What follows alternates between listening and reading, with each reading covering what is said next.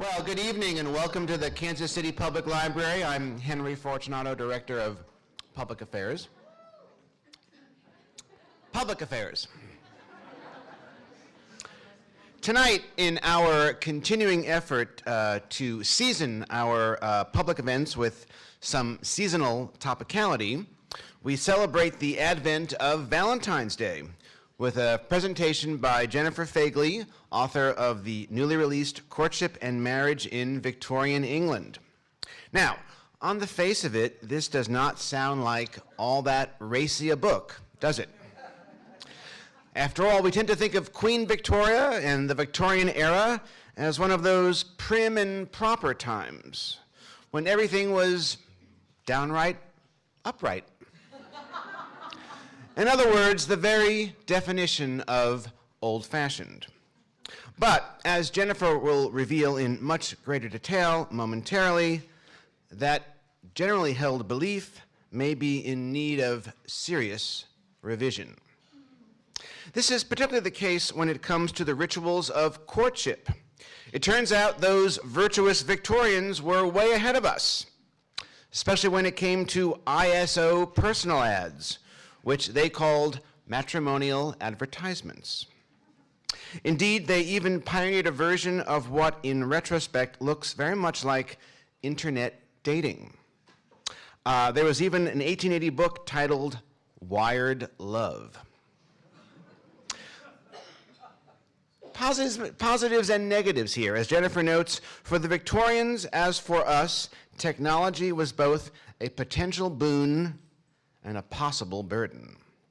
Now, I don't want to steal Jennifer's thunder, but there are a few items here I just can't resist, specifically a couple of Victorian-era personals reprinted in Courtship and Marriage in Victorian England that really caught my eye. Okay, so here we go. Here's two of them. All right. First, here's somebody who's looking ahead. Lady, 33, writing successful articles on literature and art, wishes to correspond with literary man. Income at present derived from writings. So you're thinking, maybe not doing so well. But there's a future here. On decease of relative, parens 76, 200 pounds a year, plate, jewelry, family portraits, and books. So, she was being direct, honest, to the point.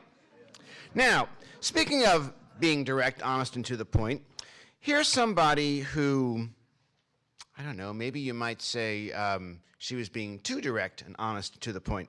She wrote, wanted a husband by a spinster, aged 38, without money and not good looking.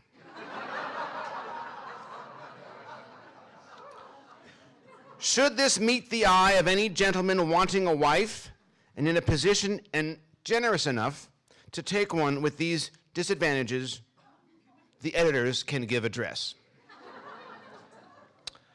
So, more of that to come momentarily. But first, in the spirit of these Victorian-era personals, I want to announce the winner of our online Victorian Valentine's Day contest. Any of you participate in that contest? Well, some people did. We asked the library's online fans, a whole nother world here, to write a personal ad for their favorite character from Victorian literature.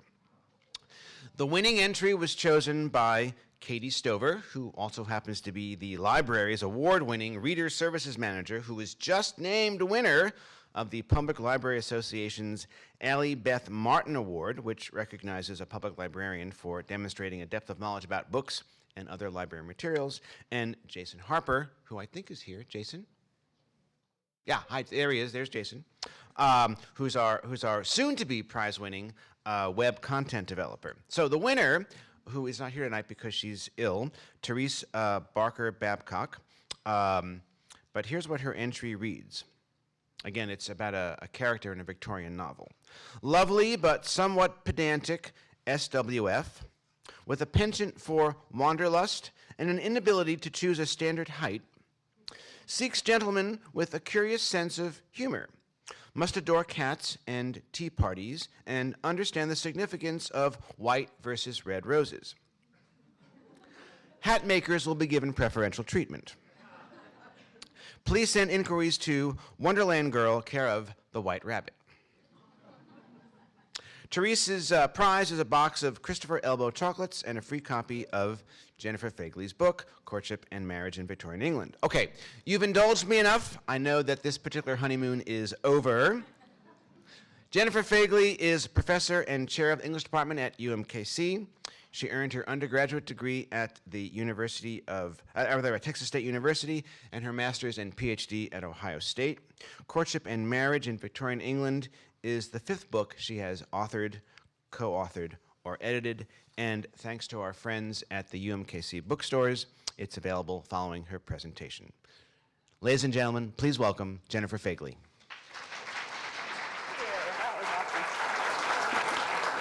Thank you all so much for coming, and thanks to Henry and to the entire library staff here who's just been phenomenal in setting everything up and publicizing this event. I really appreciate it. As Henry pointed out in his wonderful introduction, my talk today is taken from my book, and much of it is focused on alternative forms of courtship, in particular advertising for love in the Victorian press. All right, so I will dive right in. Finding love, why you shouldn't give up. Dating, when to spend and when to splurge. 5 dating rules you should never break. These are just a few of the headlines recently featured on the computer dating website eHarmony.com under the heading Real People, Real Advice. eHarmony claims to have the highest marriage rate of all dating websites. The site invites visitors to read articles in order to improve their chances of finding a spouse, to take the patented compatibility matching system inventory in order to generate a customized list of appropriate partners, and to write a personal profile that their matches will read before deciding whether or not they want to start an email correspondence or arrange a meeting. Similar dating forums such as Match.com and OkCupid are less focused on the immediate goal of marriage and more geared towards uniting romantic partners for short-term amusement or long-term relationships that may or may not include marriage. Regardless of the mission, online dating sites are surging in popularity among a generation of singles who have devoted their 20s and 30s to the establishment of their careers, or who have been divorced and are seeking new partners in later life. While the online dating phenomenon seems to be a wholly original invention of the computer age, its roots are firmly planted in the 19th century periodical press. In fact, seeking dating advice, publishing personal advertisements, exchanging letters and photographs with strangers were all common aspects of the Victorian world of alternative courtship practices. Courtship etiquette books were available in abundance during the Victorian era, but the conventional advice they offered failed to take into account newly emerging and increasingly popular alternative courtship methods. Meeting marriage partners outside of the traditional networks of family and friends had a long history, but advertising for a marriage partner became ubiquitous in an increasingly urban society with a growing number of displaced people whose communal ties were weak or dissolving. By about mid-century, personal marriage advertisements and professional matrimonial bureaus that matched couples based on their profiles had become possible and perhaps necessary, if not respectable, venues for seeking a spouse. No longer was it enough to rely on tight-knit social circles for introductions to acceptable mates. Young people were taking the matter into their own hands. Ladies and gentlemen were advertising to the unknown public, hoping to find the right partner for themselves. Victorian women, in particular, were striking out on their own to seek partners that would meet their increasingly high expectations born out of the dictates of the companionate marriage. By the beginning of the Victorian period, the companionate marriage had become a common aspiration. The earlier model of marriage matches based on parental decisions guided by the mutual benefits of social and economic exchange had begun to fade. Marriage was no longer simply an economic transaction between families facilitated by the heads of households. It was instead imagined as a union of companions who were supposed to emotionally enrich each other's lives. Within this newly conceived ideal, love was now seen as a crucial component of marriage. And as a result, those who were marrying were given more control over choosing their own partners. While most Victorians struggled with the contrast between the ideal and the reality of marriage, one iconic couple stood as a beacon of companionate domesticity and a model for the nation, and that was Queen Victoria and Prince Albert. They were married on February 10th, 1840, when both were only 20, and Victoria had reigned as queen for less than 3 years. Perhaps the biggest challenge the couple faced was the fact that as the nation's sovereign ruler, the queen was not subject to the laws and restrictions that burdened other women of the day. The queen's autonomy made her marriage unique. Indeed, a cartoon depicting Victoria proposing to Albert uses the couple's gender role reversal for comic effect. In the little bubble up there, it says, "Albert, will you marry me?" The title of this cartoon, Leap Year, refers to the tradition that a woman could propose to a man on February 29th of a leap year, which only occurs every 4 years. Victoria proposed to Albert in October 1839, which was not a leap year, but they did marry the following February during a leap year. This carefully arranged royal marriage was publicly trumpeted as a love match, and the evidence seems to show that this was, at least in part, true. Victoria wrote in her journal soon after the wedding, "My dearest, dearest, dear Albert sat on a footstool by my side, and his excessive love and affection gave me feelings of heavenly love and happiness I never could have hoped to have felt before. He clasped me in his arms, and we kissed each other again and again. His beauty, his sweetness, and gentleness, really, how can I ever be thankful enough to have such a husband?" In this royal relationship, however, the roles were in many ways reversed. Victoria called Albert her angel, and those of you who are familiar with the Victorian period know that the angel of the house is a legendary term for the domestic woman. And in her diaries and letters, she repeatedly refers to Albert as her angel. And he actually became the overseer and organizer of the home while she attended to the business of the nation. He made the Queen's household run more efficiently by cutting wasteful spending, rearranging the chain of command among the servants, and better coordinating activities, ultimately saving £25,000 a year, for which he was rewarded in the press with caricatures of himself counting scrub brushes. Eventually, Albert closely advised Victoria in politics and business, but she continued to carefully balance her public image as head of state with that of submissive wife, insisting that she was everything a wife was supposed to be, despite the fact that she dreaded getting pregnant and having babies, which was a key duty of being a wife.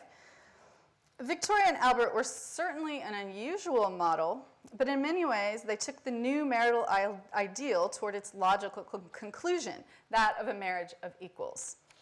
So the companionate marriage really gave birth to the idea that married partners should not only be compatible, but also, in a sense, be equals, even though they really weren't.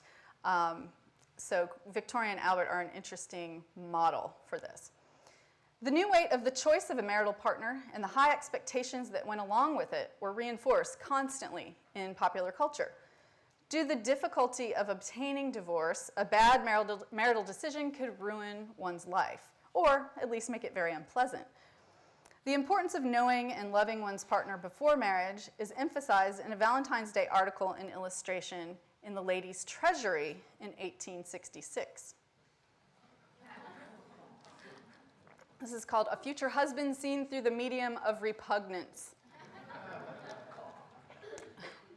The article that accompanies the illustration insists that young ladies be allowed to choose husbands based on their own preferences and feelings, since if a woman is not attracted to a man, quote, "however handsome he may be in the eyes of others, he is no less an ogre to her. He is altogether deformed in her blind aversion. She sees in him only the exaggeration of repulsive ugliness, such as our engraving represents. Other maidens, beautiful as herself, look on with approving, nay, envious looks. Not one but would willingly change places with her. She alone feels the utter repugnance which death only can destroy. Be sure that if ever so small a dislike be felt before marriage, it will increase until the husband becomes in her eyes a monster. Then let not wealth or rank hide beneath a specious veil any moral deformity which would totally destroy all happiness and perhaps end in crime or disgrace. Let not parents force their daughters to marry, however gilded the prospect. The illustration of this man admired by onlookers, who appears to be a monster, serves as a warning to parents that they should never arrange a marriage that is not desired by both partners, and to young ladies that they should never marry based on the advice of others only. As a result of the burden of this new privilege of marital choice, courtship became a crucial trial period. While there were many rules of courtship etiquette, including having mixed company activities monitored by chaperones and relying on family and friends to introduce potential matches, these rules were frequently broken. In fact, the very proliferation of courtship conduct manuals, etiquette guides, and love letter writing manuals indicates a perception that the rules actually needed to be reinforced because they were not necessarily being followed. The popularity of such books also indicated the number of people who were using courtship as a means of climbing up the ladder of class status and who needed to know how to behave to have a shot at succeeding in it. From love letter writing to traditional scenes of courtship at balls, garden parties, picnics, boating excursions, and walks in the park, love was in the air, and ladies were embracing their newfound independence in choosing who they would marry. The introduction of the penny post in 1840 greatly increased the importance of love letters in the courtship process, since they could now be sent more cheaply and frequently. The tradition of making and sending valentines was also spurred on by the penny post. In 1841, Victorians sent over 400,000 valentines, and by 1871, that number had increased threefold. The increasing popularity of the Victorian Valentine also inspired women to take more aggressive actions in pursuing members of the opposite sex. An 1883 article in Chambers' Journal reflects an evolving view of women's romantic roles. There is no definitive rule about whether the initiative and active negotiations of courtship shall devolve upon the lady or the gentleman. Some who speak from personal experience, as well as extensive observation, go so far as to declare that in the majority of instances, it is really the ladies who do the courting, though the initiative and other formal steps may ostensibly lie with the enamored swain. So while certain rules prevailed, and there was no shortage of advice about how to follow those rules, courtship standards were evolving, and alternative forms of courtship followed, including courtship advice columns, matrimonial advertisements, and marriage agencies. These new forms of courtship began to emerge in periodicals of the 1850s. Notices to correspondence sections, which answered readers' questions about everything from medical ailments to love problems, began appearing in penny magazines aimed at men and women of the working and lower middle classes. The audience was drawn primarily from the growing number of city dwellers, which as of the 1851 census made up more than half the population of England. These readers were interested in learning the manners and mores of those above them on the social scale. Correspondence columns reflected their anxieties about navigating the complex new social landscape of urban life. The predominance of letters about matters of etiquette and general knowledge that would be obvious to anyone with a polite background and more than a rudimentary education indicate the rapid and unsettling social mobility and sense of displacement among the letter writers. Though these readers could not afford expensive conduct books, they could take advantage of the free service provided by the correspondence columns of these penny papers. And as an added bonus, they could ask detailed and specific questions that pertain to their immediate circumstances, especially about their love lives. So correspondence columns proved to be so popular that middle-class magazines also got into the habit of providing advice for the lovelorn. So we have, in these alternative courtship practices, we have a shift going on an initiation of alternatives of these courtship practices in the working classes that kind of filter up rather than the other way around, filtering down from the top. One interesting example of this in the middle class periodicals was a feature called the Cupid's Letter Bag, which is a column focused on love problems in Samuel Beaton's English Woman's Domestic Magazine, which I will call the EDM. This magazine often overtly rejected standard conduct book advice and encouraged readers to be more actively involved in the marriage market.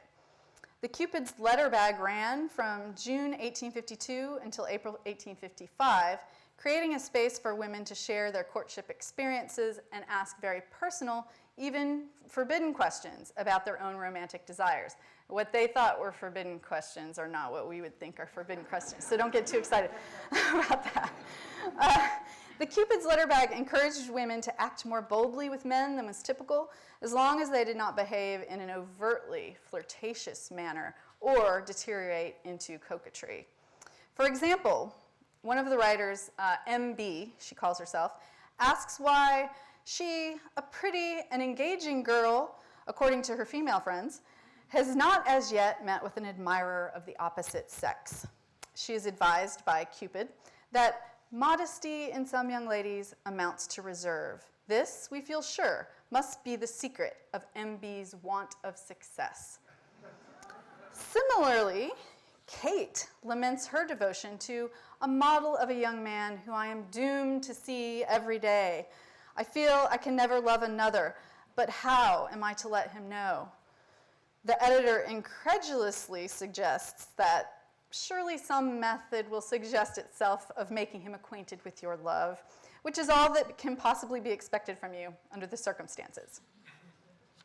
Likewise, Eliza, who wonders why she's not been able to find a husband herself, is told that her retiring nature is perhaps misinterpreted as coldness.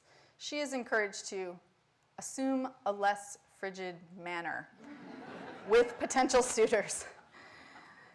Each of these correspondents then is urged to take action rather than waiting for the gentleman to make the first move.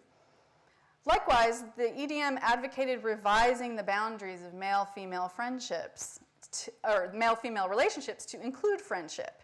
While most conduct manuals advised against the development of close friendships with members of the opposite sex for fear that women might become the subject of gossip, Cupid promoted freer relationships between the sexes. Rose, a correspondent whose father was often away on business and who was frequently visited by a family friend, worries that she might be acting wrongly by encouraging this man's visits. She claims that she and her gentleman visitor mutually entertain for each other a feeling of friendship and nothing more, arising from our similarity of tastes. Instead of reprimanding Rose for her private visits with a single man in her father's absence, Cupid acknowledges that the situation would not be approved by many, but encourages it anyway. Cupid's response is, in the present state of society, we dare hardly speak of friendship existing between persons of the opposite sexes. This arises from the simplest civility from a man being construed by prudent parents and brothers into particular attentions. As it is, young persons, nay, persons from 20 to 70, so ridiculous have we become, cannot meet a few times without some love affair being gossiped about. Our own opinion is that there is no impropriety in Rose still continuing to receive the visits of her friend. Similarly, Cupid tells Passion Flower, who worries about her escalating interactions with the gentleman in her social circle to whom she's not been properly introduced, that if desirous of cultivating your acquaintance, he should have sought an introduction through a lady friend. So much, however, depends on the station of life that what is considered etiquette by some would be looked upon as unnecessary formality by others. Thus, the EDM acknowledges that class differences dictate most courtship behavior and gives license to some women to behave more freely than others based on social context. This was a risky endeavor for providing advice because it required or trusted that the woman in question could exercise her own judgment to determine her own situation and to guide herself in what was appropriate or not appropriate. The Cupid's Letter Bag also urged greater openness and honesty between men and women. In response to two sisters confused about which one was being courted by a visiting gentleman, Cupid advises that weak-minded young gentlemen often play off one sister against another. The boldest and most effectual way of exploding such a plot is for the sisters to take the young man into a corner and demand simultaneously and on the instant an explanation of his extraordinary and deceitful conduct. An even more sensational tale of a double-crossing suitor comes from Maria, who found out from a friend that her fiancé had presented me with the same locket and lock of hair which she had worn as his gift and which she had returned when they quarreled. But that is not the worst. The note which accompanied it is exactly the same, word for word, with the exception of the difference in name, as that which accompanied the same gift for my friend. Well, Cupid suggests that perhaps the gentleman was of a business turn of mind and liked to save as much trouble or time in making love as in all things else. Yet this generous interpretation by Cupid does not refute the fact that, quote, he must be a decidedly bad bargain, either for love or for friendship. These sensational scenarios illustrate why the advice columns were so adept at attracting so many correspondents and readers. While not necessarily transforming gender roles or women's status in the public realm, the magazine made visible the challenges women faced as a result of societal expectations and restrictions. Exposing the inadequacy of ideals of feminine passivity and advocating more active control of their romantic lives, the EDM began to change standards of courtship behavior. Furthermore, by publicizing women's romantic problems and providing quick, assertive answers, Cupid's letter bag participated in the transformation of periodicals themselves into a highly interactive courtship forum that eventually included full-fledged matchmaking publications such as the Matrimonial News. The growing familiarity with such public courtship practices induced more and more readers to seek potential spouses through advertisements. By the end of the century, the expectations of readers who used the press for courtship were much like those of 21st century users of internet dating sites. Samuel Beaton's Englishwoman's Domestic magazine was one key to this revolution in courtship, but it was the London Journal that made the matrimonial advertisement commonplace. While advice columns were a useful resource for the lovelorn, many turned to advertising to improve their love lives as well as their finances. The personal ads posted in the London Journal grew organically out of the notices to correspondence section and seem to have been driven primarily by reader demand, as correspondents spontaneously began asking editors to print their personal ads or to match them up with other letter writers who they had read about in the paper.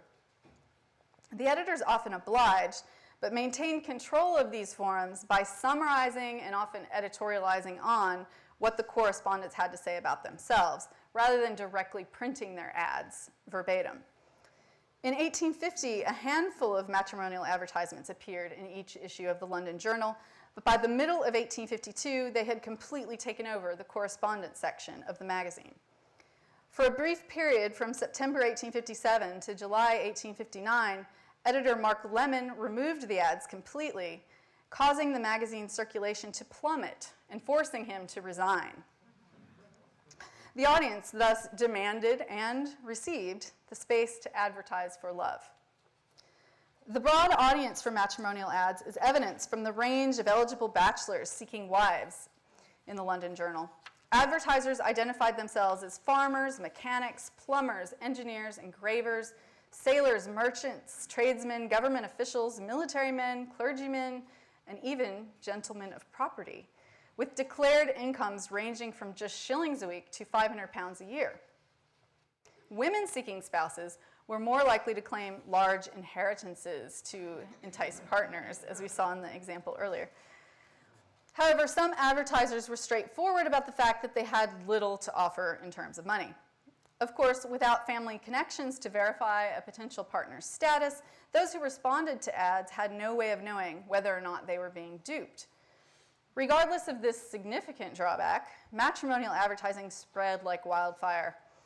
The fact that income and profession played such an important role in the ads indicates that financial considerations were crucial to the matches the advertisers sought, despite the insurmountable problem of not knowing if the claims were true. While personal appearance and other qualities played a part in most profiles, they almost always began with more practical matters of income and job for men, or income and domestic abilities for women. Why did such business-like matrimonial ads become the norm at the same time that marriage came to be seen as an individual choice based on mutual affection? Well, one likely answer is that men and women new to the city, especially among the working and lower middle classes, were isolated, lonely, and in need of money. As Sally Mitchell explains, matrimonial advertisements can be seen as an attempt to fill a second role ordinarily taken up by a social group instead of a magazine. Changing social position isolated individuals. Ambitious men moved educationally and often physically away from their local roots. And if they became, in the process, too respectable to pick up girls in pubs and dance halls, their female counterparts had even fewer resources. Women had very few chances, in fact, in their daily lives to find partners.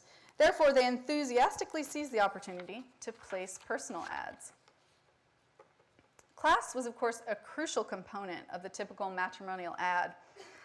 In an early example of a Victorian personal ad in the London Journal, the editor summarizes Mabel Mayflower's qualities and requirements as follows. She is musical, fond of painting and poetry, can make herself very useful also in housekeeping affairs. She is a proficient in needlework, both ornamental and otherwise, and very clever in sewing buttons. She is of a fair complexion with auburn hair and eyes of blue-gray, rather tall, and will be 25 next June. A member of some profession, and not a tradesman, would be much preferred. Black wavy hair and dark eyes are Mabel's standard of perfection in a lover, so no fair-haired laddie need trouble her with his adoration. In addition to marketing her most admirable qualities, or the qualities she thought men were seeking, Mabel emphasizes her disinclination to marry a tradesman, instead preferring someone of a higher profession.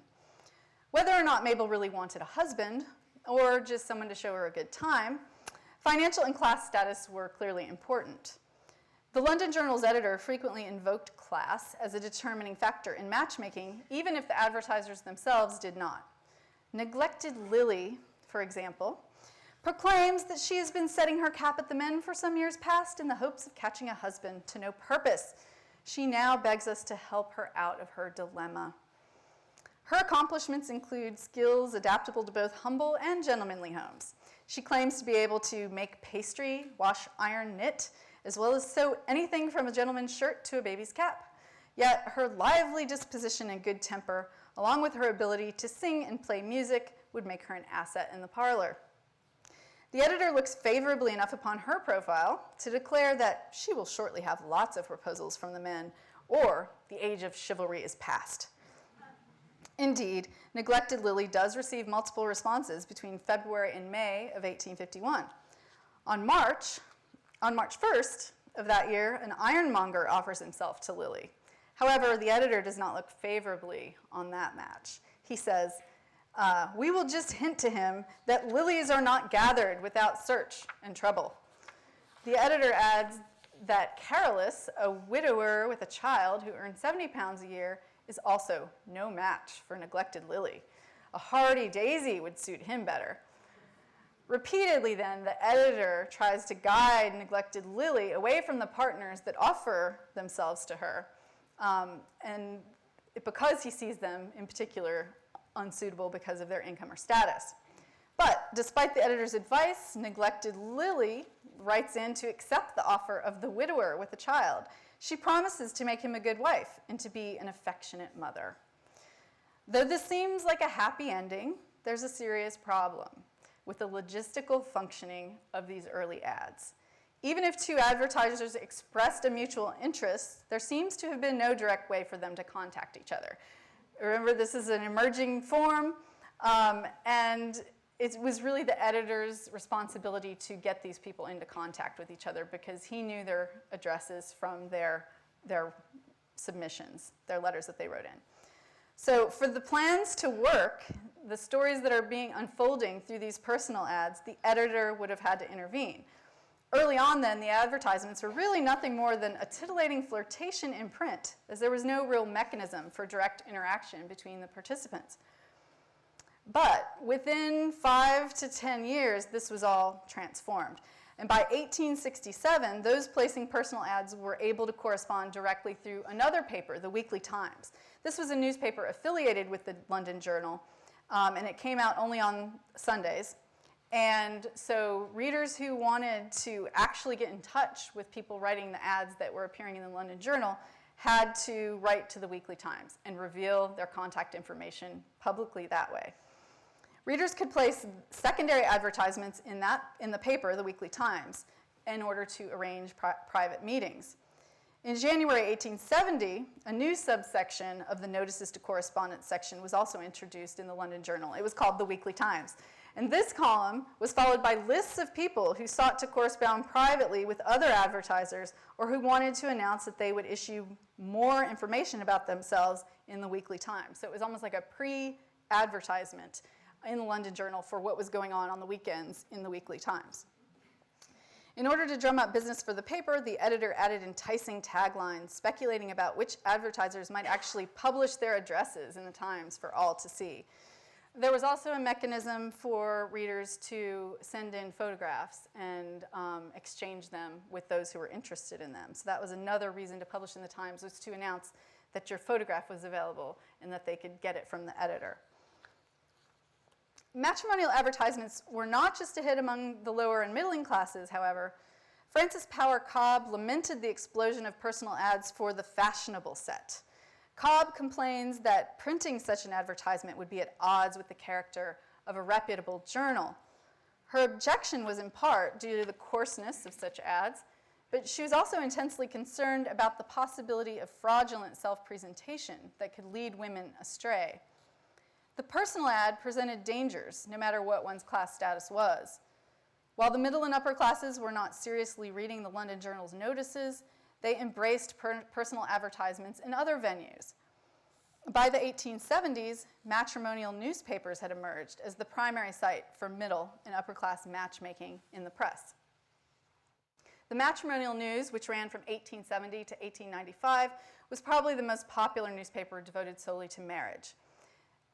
It made as much as £20 a week for its proprietor during its first 2 years of publication. And its success spurred the development of many, many short-lived competitors, including the Matrimonial Chronicle, which ran from 1890 to 93, the Matrimonial Courier, which only lasted a year, 1891, the Matrimonial Gazette, which lasted 3 years. There were probably hundreds of these papers that were solely devoted to personal advertising.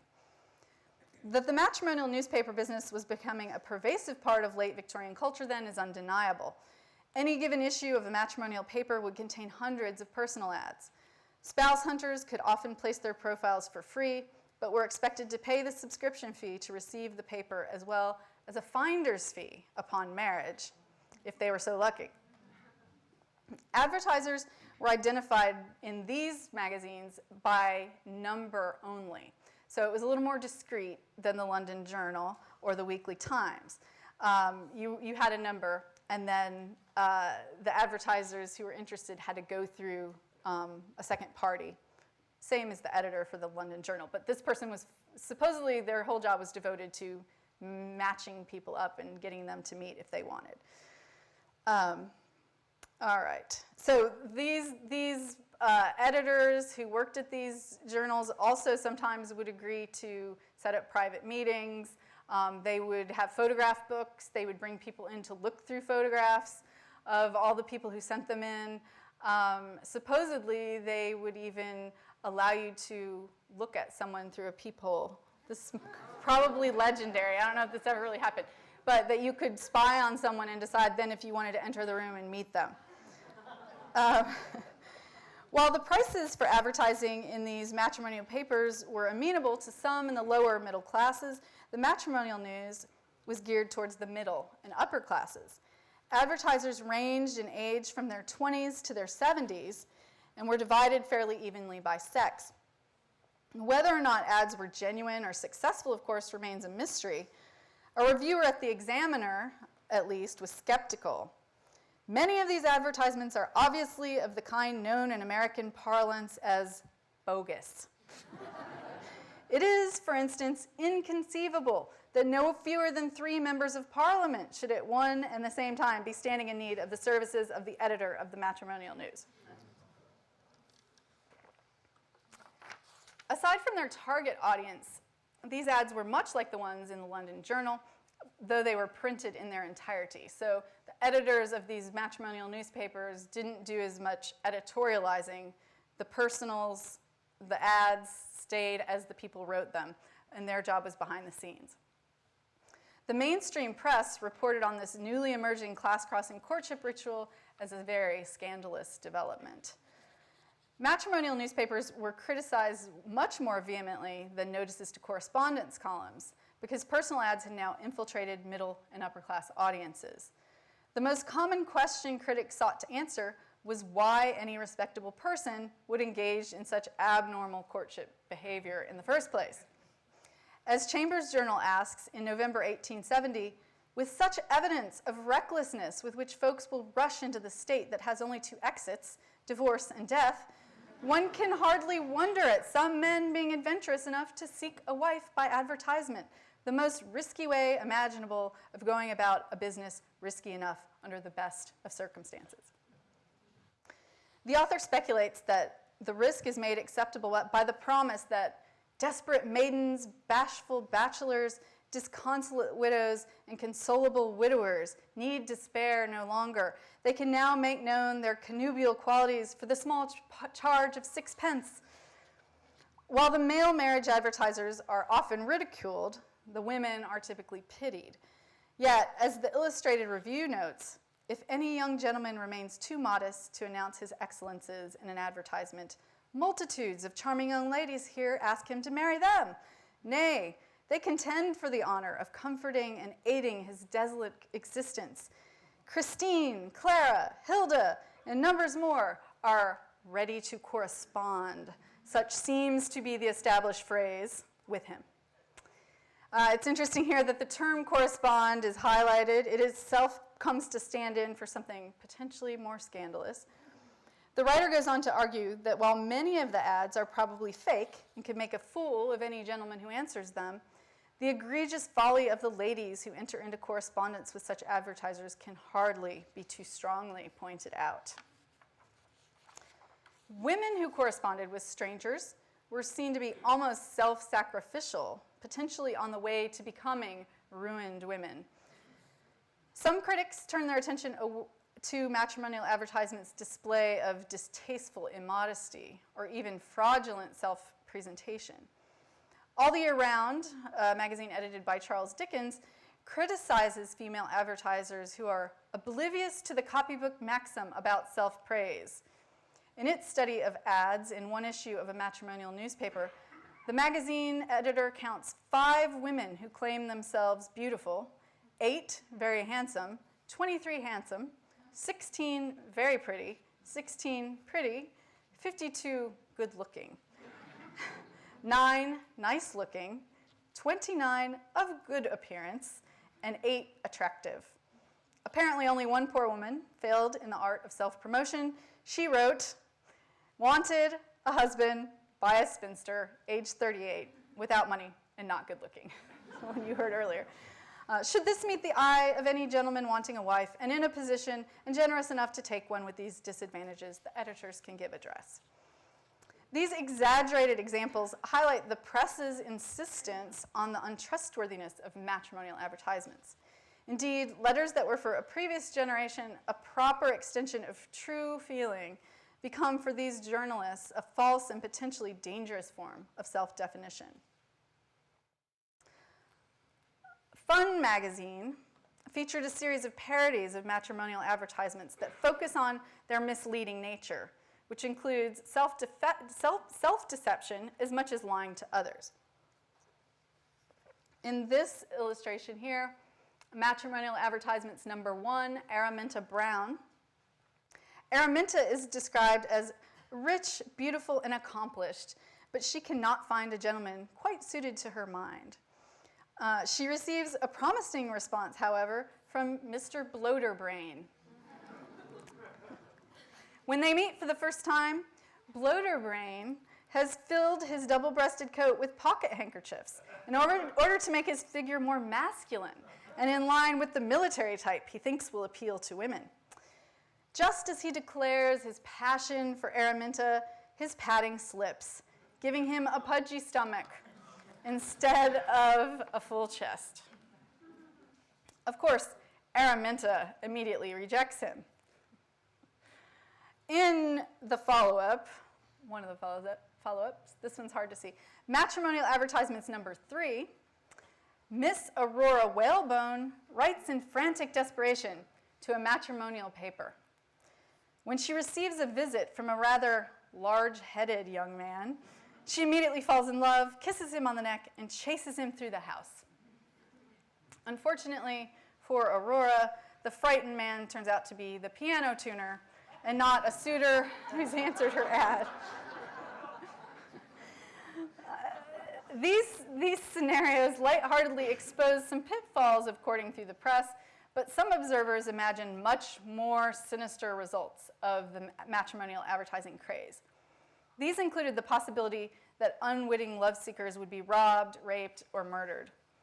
The Red Barn murder case of 1827 was an early and notorious example. Not long after William Corder married a woman he had met through a personal advertisement, he was convicted of killing his previous lover and burying her body in the barn. The legendary incident ended with Corder's famous last words that warning his wife against remarrying by advertisement because, quote, it was a most dangerous way of getting a husband. So even very early on, before the matrimonial advertisement was full-fledged and popular, these legends were circulating. And critics of this form of courtship feared that personal advertising was unwholesome at best and dangerous at worst, especially for women. However, it's undeniable that about mid-century, discussions of matrimonial advertising and matrimonial bureaus that used ads to match clients had become so ubiquitous that they were widely parodied, and we've already seen 2 parodies. Punch, the most famous humor magazine of the period, also had many parodies of these advertisements and their effects on society. And one of them is called Pretty Innocent. In this cartoon, a naive young lady confuses the marriage register office, where civil marriages were performed and licensed, with a matrimonial agent's office. She enters expecting to be matched up with a husband. "I thought yours was like every other registry office," she explains. "I put my name on your books, and you find somebody who wants me." The young woman's assumption that relying on a matrimonial agent was commonplace would likely have been framed by reading about such services in the newspapers. So, spurred on by the matrimonial advertising in the papers, you had all these agents cropping up whose sole job was to be kind of a private matchmaker. This young lady's misunderstanding of the process of courtship is so shocking to the registrar that he flees his post, never to return. The implication is that such drastic changes in courtship and marriage traditions could fundamentally alter the institution of marriage itself. Despite resistance to women's newly aggressive attempts to find suitable husbands, the idea of a woman advertising herself as a product became commonplace as agencies like the Home and Colonial Matrimony Agency urged women to market themselves as wives. In its publication, How to Get a Husband and How to Get a Wife, from 1888, the Home and Colonial Matrimony Agency suggests that the inequality of the sexes on the British Isles, confirmed by the 1851 census, which recorded more women than men of marriageable age, causing a great deal of hysteria, was the result of men moving to places like Australia and America, thereby leaving the home market overstocked or glutted. The agency argued that women should take matters into their own hands and approach marriage as a business. Their guide, How to Get a Husband and How to Get a Wife, states, What does a merchant do who has a certain class of goods to dispose of in order to effect a clearance? Does he pretend that he's not willing to part with them?